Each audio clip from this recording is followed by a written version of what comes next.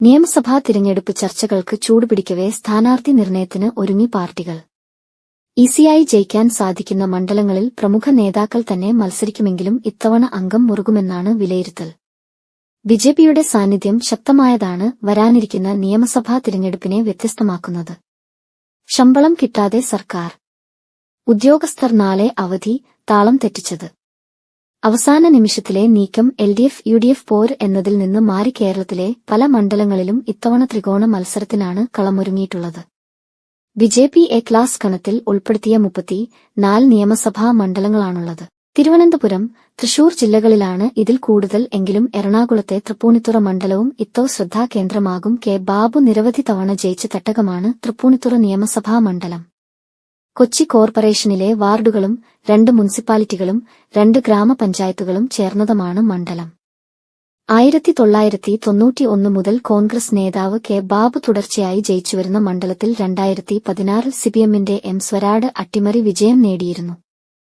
എന്നാൽ 2021 ബാബു തിരിച്ചുപിടിച്ചു. കഴിഞ്ഞ തവണ 2000-ൽ താഴെ വോട്ടുകൾക്കായിരുന്നു ബാബുവിന്റെ ജയം.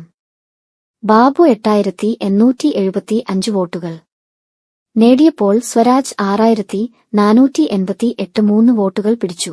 ബിജെപിയുടെ കെ എസ് രാധാകൃഷ്ണന് 2375 6 വോട്ടുകൾ കൊണ്ട് തൃപ്തിപ്പെടേണ്ടിവന്നു. കേരളത്തിൽ ഇടതുപക്ഷം മികച്ച വിജയം നേടിയ വേളയിൽ തൃപ്പൂണിത്തുറയിൽ അടിതെറ്റിയത് വലിയ വാർത്തയായിരുന്നു.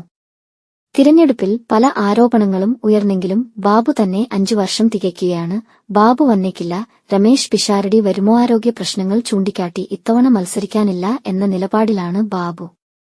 എന്നാൽ ബാബു ഇല്ലെങ്കിൽ മണ്ഡലം നഷ്ടപ്പെടുമോ എന്ന ആശ കോൺഗ്രസിലുണ്ട്. സ്ഥാനാർത്ഥികളിൽ പ്രഥമ പരിഗണന ബാബുവിന് തന്നെയാകും. അല്ലെങ്കിൽ പല പേരുകളും ചർച്ചയിലുണ്ട്.